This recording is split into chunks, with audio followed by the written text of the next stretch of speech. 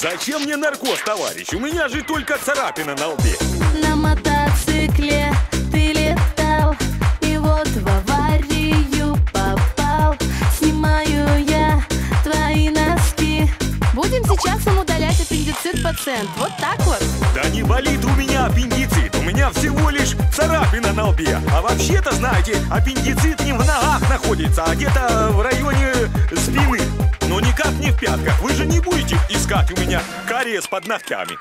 Больной, не изображайте из себя профессора медицинских наук. Мне виднее, что делать, а что не делать с вами в этой тяжелой послеродовой ситуации. Сестра, зеркало. Потрошу тебя, разрезаю тело, потрошу тебя, аж душа запела. Потрошу тебя, это мне не трудно, я сегодня стала хирургом.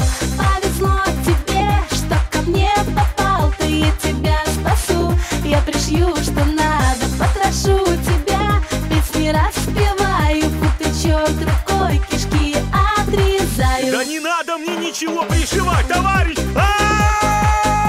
В пятках аппендицит не бывает такого. В пятках аппендицит не бывает так. И это правильно, товарищи.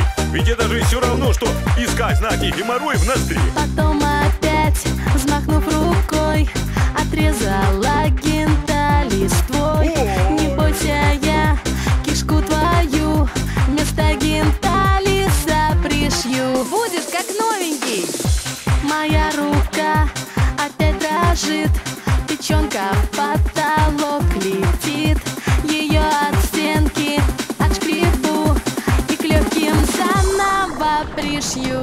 Потрошу тебя, разрезаю тело, потрошу тебя, аж душа запела. Потрошу тебя, это мне не трудно, я сегодня стала хирургом. Правда, в институте я медицинском получала круглые единицы. Но сегодня я докажу, что буду самым лучшим в мире хирургом. Да не надо мне ничего пришивать, тоже мне еще кузина Белошвейка нашла. Ой-ой-ой, девушка, вы понимаете?